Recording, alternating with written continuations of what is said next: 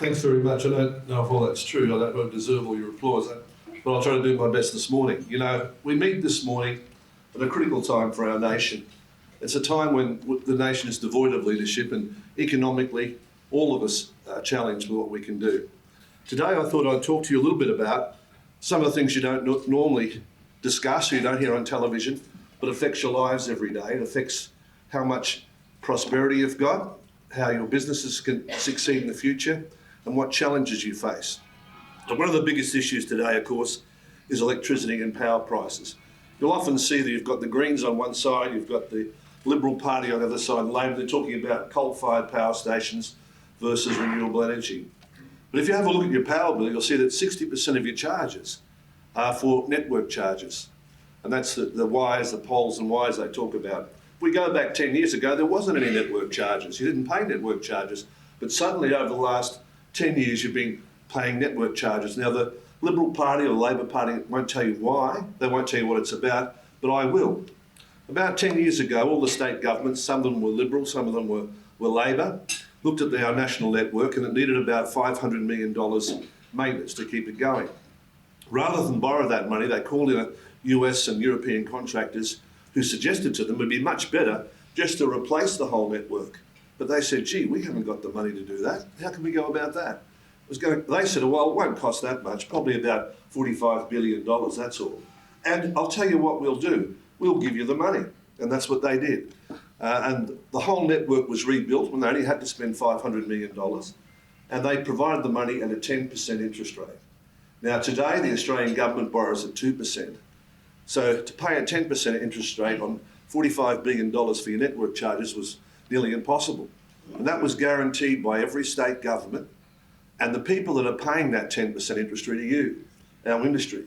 That's why a lot of industries are not competitive. That's why our exports are failing.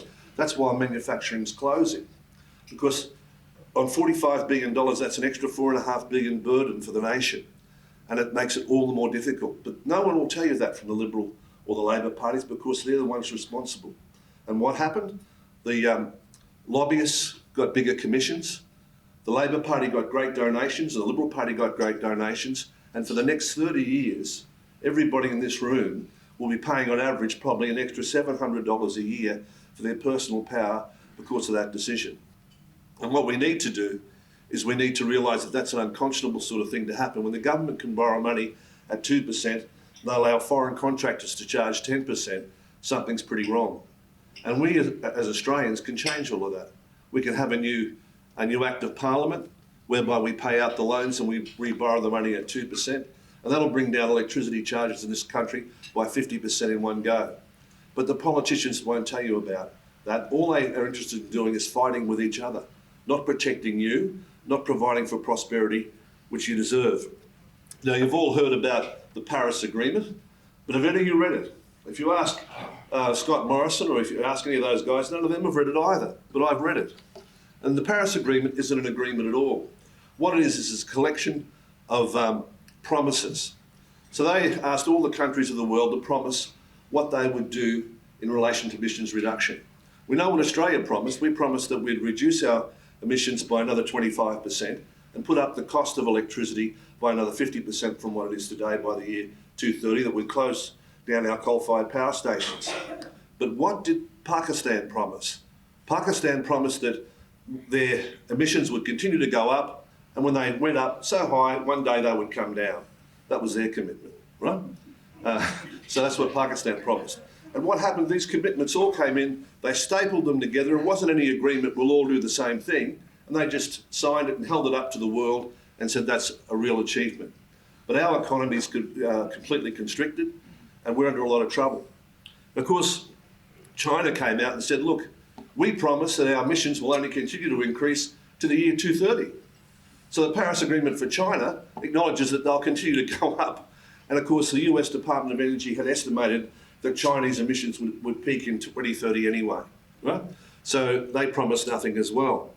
India said they promised that they would slow down on their emissions, and they gave a rate which was 50% the rate that they're currently achieving. So they promised that they would go slower in reducing their emissions, right? And there's only two countries that have met any of their promises, and one of them is Australia, right? And this is one of the biggest problems that we have in this country coming up again, because Australians cannot afford to pay higher electricity than they are today. Our industries can't afford it, and our prosperity is totally linked to it. So that's why I thought I'd tell you this morning the truth behind this, because you won't hear it from the media, because the media is controlled really by one or two corporations in Australia, and they vet what you can hear, they vet what you can listen, and of course they develop public opinion to support the status quo.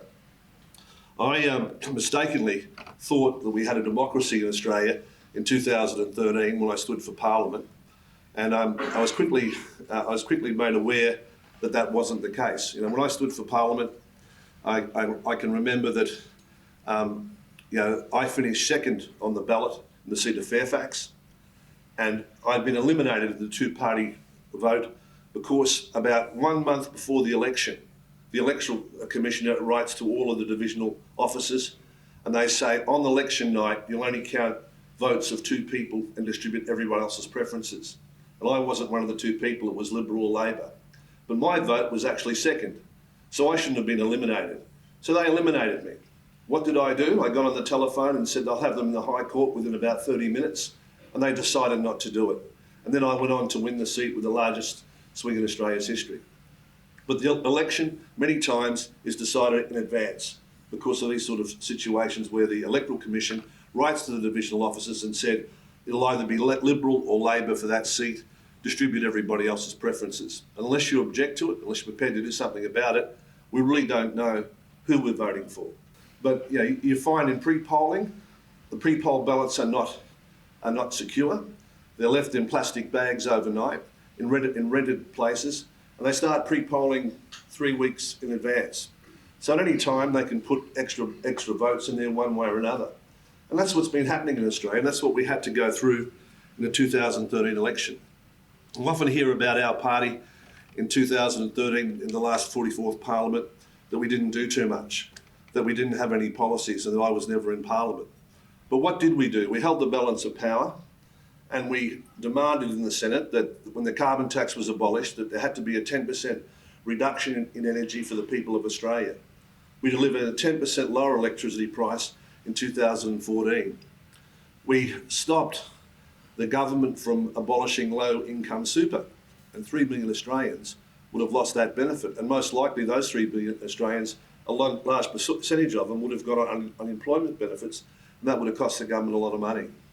And of course I remember being in Parliament when they wanted to raise the pension age to 70. I asked the Prime Minister, I said, that's a great idea, let's do that, and let's say the entitlement age for your parliamentary super is the same age too, so you get exactly what they get. And the whole Parliament went silent. The Labor Party said, don't go there, mate, don't go there. The Liberal Party said, don't go there. And when I got outside, the press were all around me, and they said, why did you say that? And I said, I thought it'd be the quickest way to bring the pension age down to 29,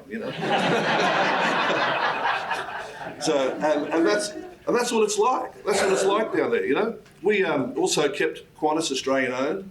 Qantas was capitalised at that stage at about $2 billion, and they, Mr. Joyce, who was the managing director, had brought a lot of equity investors over from Ireland. They wanted to buy Qantas for $2 billion. The government wanted to sell it to them. We stopped it in the Senate. The result today is Qantas is a $20 billion plus company. The taxpayers have picked up $18 billion, and it's Australian owned. But they're not the things you hear about when you hear about me or hear about our party or what we want to do. There's a lot of fake news, but that's not surprising, because we learnt in the last Parliament that a lot of parliamentarians are not Australians. It's an extraordinary thing to find you've got something like 40% of the Parliament question marks hanging over whether or not they've actually entitled to sit in Parliament under our Constitution. So you've got to ask yourself, why isn't our government working for us? Why are they working for someone else? Because a lot of them are not really Australians. They're interested more in an internationalist agenda, and they don't put Australians first, and they don't see themselves as being important to the future. When you see politicians on television, they're always talking about a legacy for our children. They're always talking about something that will be done in 50 years' time. What about us now? There's no accountability. If you look back at the tapes over the last 50 years, you'll see that's what they say every year. But we never get there. We never get anything done for us, And why don't we hold them accountable? And what's wrong with saying that we need things to happen now? Like Regional taxation is one of the policies that we're going forward that probably won't affect this area, where we're saying that there was a time in Australia where people that worked in our regions paid 20% less tax. So there was incentive for people to go out there, and there was less pressure on infrastructure in the cities. And there was a reason to have decentralisation. 85% of the wealth of Australia that's created each year is created outside capital cities. Yet they're declining in number, and our industries are closing, and our infrastructure in the cities, the traffic you see here, is getting impossible for us to deal with. So we want to go back to zonal taxation and things like that. But it's not so much just about policies, it's about an attitude as Australians. Public service has no reward. History is its only reward if you're really serving the public. I've been privileged to be in Parliament, to have a leadership role in certain areas of Australia and stand up for certain things. And for that I've been criticised and ridiculed. So I just ask all of you to think about public service, about what you can do as an individual for our country to make it better, to make it stronger, to make a community more close-knit. Of course, really, it's about our country and what we stand for. And that's the most important thing. It is true that we need to think about our own country first. We need to put the needs of our children and future generations before we put the needs of others. If I wanted to open a coal mine in India, the Australian government would lend me $300 million to open a coal mine in India in the foreign aid budget. But if I wanted to open a coal mine in Australia, right, they wouldn't lend me a cent. So we couldn't do that. Yet we've got rising unemployment. So the whole structure of our government isn't to serve our people. It's for other purposes. And of course, 95% of the time when you're in Parliament, the people that come to see you are lobbyists from one company or another company. And they're saying this is how they want policy to be done, and they want these acts carried out, mainly so they can make a profit, so that they can get a fee or the people they represent can get something. But 95% of Australians don't have anyone to represent them in Parliament, really, because they've only got their votes, that's their only leverage. So I like to think that when I was in Parliament, in our party, that we represented those people, and we did what we could to make the country stronger, to give them a better life, and looked at practical solutions. People are born liberal, or they're born Labor, or they're born left, or they're born right. They talk about ideology. But it's not really about ideology. It's about practical solutions to problems that we face. Problems that have been made by men and women can be solved by men and women. And we can do that. In my life, I've had a varied experience. And I'm 65 years old at the moment. And as Mark said, I'm one of Australia's wealthiest people. So I think I've got an obligation, whether I like it or not, to serve the country and to offer some of these solutions. To let the people know the truth about electricity prices, because they don't know and they're being misled. While Labor and Liberal says it's about coal-fired power stations and renewable energy, that's about a 10% of the argument. The real problem is about why do we have these network charges? Why are we paying such high prices for electricity? Why can't our industries compete internationally? And why is Australia, a country with abundance of energy, not using that energy? Do we really think that we can't meet the challenge as good as the Japanese or the Chinese or the Koreans or other economies? Of course we can. Our people are just as good and just as strong. What's stopping it from happening is our politicians. And there's only one person that can change that, and that's you. Only you can change the government. Only you can demand some sort of performance. I remember when I sat down in Parliament, when you go down to Parliament, there's a speaker down the front, and there's two large boxes either side of him. And I was sitting there and I said, well, what's that all about, In both those boxes sit 12 people from the Liberal Party, 12 people from the Labor Party on the floor of the House of Representatives that haven't been elected. They're the people that write the speeches for the Labor Party or the Liberal Party. They're the people that write the questions that they're allowed to answer when you see the play out in Parliament. But I, as an independent member of Parliament, not a mainstream Liberal Labor member of Parliament, I wasn't entitled to have anyone sitting in that box, so I didn't really need one. And when I asked the question, they all said, oh, this is terrible, this is the real thing, you're not supposed to do it. Because everything is choreographed. And then when you're living down there and you see that the Liberal Party members and the Labor members are the best of mates, they go out together for dinner, they're in the same social clubs, and of course the deal is that we'll look after you if you look after us, And when it comes to question time, when it comes to anything like that, the Dorothy Dixes are there. You can see a question from a member of the Liberal Party saying to the Prime Minister, say, Prime Minister, why is it that we are so good? Are we really so good? Tell everyone why we are so good. We are just too good to believe, aren't we, Prime Minister? And he'll say, yes, we're good. We're very good. We're extremely good. And actually, we're even better than we thought we were, right? He'll say, thank you very much, and he'll sit down. And that's about what happens, really. And then Bill Shorten will go up and say, you know, you're not, you're bad. You're very bad. You're worse than we thought you were. And then someone will go up from his parents and say, no, you're bad too. So it's all about the goodies and the baddies. When you bring it down to that's what it's all about. It's not about the 25% of people in Melbourne under the age of 30 that are unemployed. It's not about the 50% reduction of people's lives in Latrobe Valley in Victoria, or the 40% of unemployed people in Elizabeth and South Australia. It's not about the drought in Western New South Wales or in Queensland that's seen cattle die, families be destroyed. It's not about the 4,000 rural properties in Australia in the last 12 months that have been taken over by the banks, despite the fact that all the people in those 4,000 properties had paid every payment, had never missed a payment. It's because the bank said your property's not worth what it was, so we'll take it over and sell it to a foreign interest. You know, last year in New South Wales, 25% of all land registrations were to foreign companies, right? If we look at the business environment in Asia, there are a number of countries such as Singapore, China, that have national state-owned companies. They have full access to the national treasury, and yet we have Australian companies who have to compete with them. So we don't want to have a country where you're afraid to dream.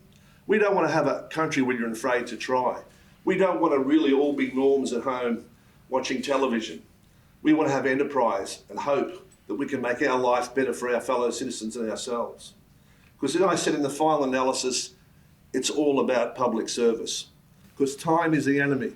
We're only blessed by God to be on this earth for a certain amount of time. And how much time do we waste? You've heard people say, well, it didn't cost me much.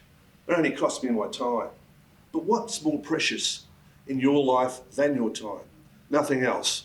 So you've got to think about that and think about, well, I've got to make sure that I utilise my time correctly. That's why when you see me on television and you have some journo having a go at me, I don't mind saying exactly what I think. Not that I'm worried about anything, but I think I've got to use that time to let people know how it is. Now, we may not, in the next election or anywhere, get to the promised land, but we're going to try, right? And I can report to you, since we set up a United Australia Party, we've got over 10,000 Australians now as members, that we've run campaigns now in rural and Queensland and New South Wales, and we've polled in our votes about 18% in those areas in the last 3 weeks. And the Liberal Party across the country is disintegrating. But we must have some loyalty to our country, and there must be some self-awareness of what we can do and can achieve for each other. And you know, this Chamber of Commerce coming together in this community at this time signifies people working together, wanting to change their perspective, to learn new ideas. We've always got to have an open mind. Even if we can't always agree on anything, by talking together, by having a network together, we can learn more about each other. We can understand why our neighbour may disagree with him, even if we still disagree with him. And that perception can make us realise that at the end of the day, we all live on this one small planet. We all breathe the same air, and we all want a good future for our children. And that's what binds us together as human beings, not just in this area, but in every area of our life. But if someone's got a different political view than you've got, it doesn't necessarily mean they're the baddies, right? They may just have a different view. And when you think about democracy, about diversity, that's what it is. People having different views and different ideas in different stages of their life. They're not to be shunned. They're not to be said that they're bad or they're good. They should be encouraged. I know in my life, my views have changed from when I was 20 to when I'm 30 to when I'm 40, you know. I know that there used to be an old guy when I was in the National Party called Harry Bant, and he was very much anti-Labor. And he said to me, he said, well, you know,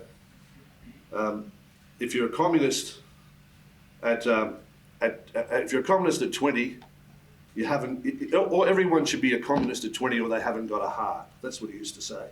But if you're still a communist at 40, you haven't got a brain. That's what he used to say. So, and maybe it works that way. I don't know. But I wasn't a communist at 20. So, but I can say that for sure. Lazy, In state parliament, you have a situation where if you're a minister, you go and you work in the department, you have your office in the department, right? In federal parliament, they don't do that. They have the office, the head office for the department, 20 kilometres from Parliament House, and they have the minister's office in Parliament House, and he never has to leave, right? And then they schedule him so he goes around on tours. He goes to Japan 1 week, he visits his other offices, and he never gets a chance to do anything, right? And that's a great dissatisfaction. But if you want to know what it's all about, just think of the NBN, right? $50,000 million, $50,000 million of your money has been spent on the NBN. $50,000 million has been spent on the NBN. How much has the federal government spent on drought relief in all of Australia? $200 million, right? That tells you the priority. And that tells you that you, as an individual, as a citizen, don't matter at all to the government. Why is that? And that's because of the lobbyists that want the NBN. Why did they want the NBN? It wasn't about fast internet. You all know you can get fast internet with 4G or whatever.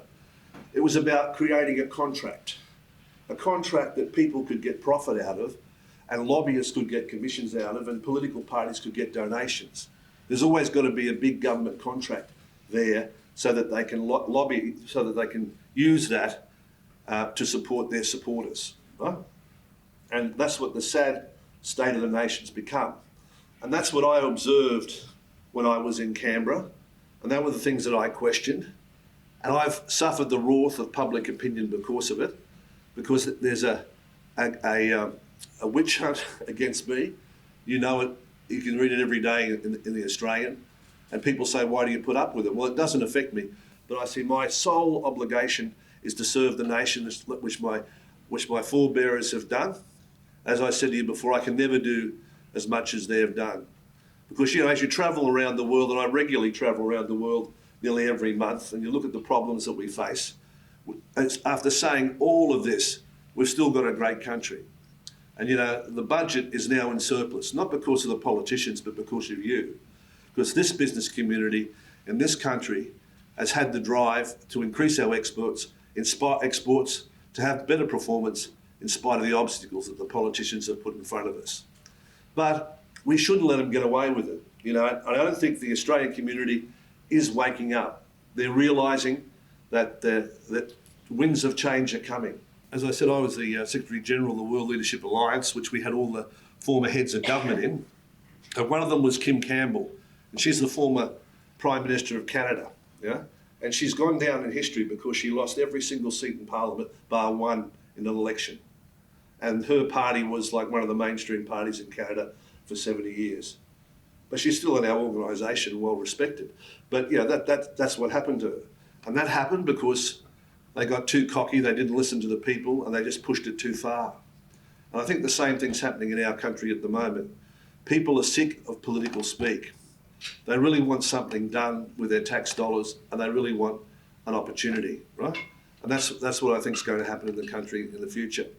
So I'll be there. You'll see in the coming months and weeks our advertisements as we tackle issues. We're not just saying vote for our party. Whether we win or whether we lose an election is not the important thing. Whether we inform the Australian people of what's really happening in this country, whether they get an understanding of what the Paris Agreement really is, that they know about electricity prices. And there's a whole lot of other issues I could talk to you about all day. That's what's important, the truth. So that the truth is out there so that we can be informed and we're not just puppets being fed material day in, day out. And the Courier Mail is a great publication. You can read about chooks, you can buy chooks and chops and things like that. They've got ads on their second and third and fourth pages, And there used to be a time in Australia where you had independent editorial boards at all of our papers around the country, and they all had their own reporters. They all went out and they reported, but not anymore. There's just one set of reporters for the whole country. You remember Joseph Stalin? One of the things I didn't like about Stalin was everyone clapped when he went in the room, that he controlled the media, controlled the propaganda, and you'll see that there's a lot of attacks on the ABC. ABC often attacks me because they got rid of the ABC chairman because they thought he was too friendly to me, right? And they often attack me. But we need diversity in the country. We can't eliminate the ABC, we don't have anything. We're going back to a Stalinist type system. And a lot of changes have happened already in Australia. You may not realise it, but the powers that are vested in the federal government now, they can pick up any citizen, they can have them in secret interrogation, they can't have their lawyer, they can't refuse to answer questions, or they go to jail about anything, right? And that's happening to people selectively. In my own case, I was threatened by the current Assistant Treasurer that if I didn't shut up and play the game, I'd be sorry. Malcolm Turnbull told me, sitting next to me, was that he was always appalled by the power of the Australian government to destroy any individual. I said, I'm appalled too, Malcolm, But they've been trying to do it, right? And there's a lot of that stuff, and they'll continue to try to do it. Because there are people that don't want the truth out there. They don't want people to know what's really happening in our country. But I take the position that I'm a citizen of Australia, that we're all citizens of Australia, that we're all in it together, and that everyone has a right to be heard, and everyone has a right to know what's happening. And all of you have a right to vote at elections. And democracy is the most important institution that we've got that makes us different to many other cases. Although it's not perfect, or although I told you about certain things that happen at different times, right? It's still the best system we've got, and that's what we've got to protect. So I just want to thank you all for having me here for breakfast. I hope I've been able to say something of wisdom to get you all going. But I'll just finish up by saying, God bless Australia and all of you. God bless you. Thank you.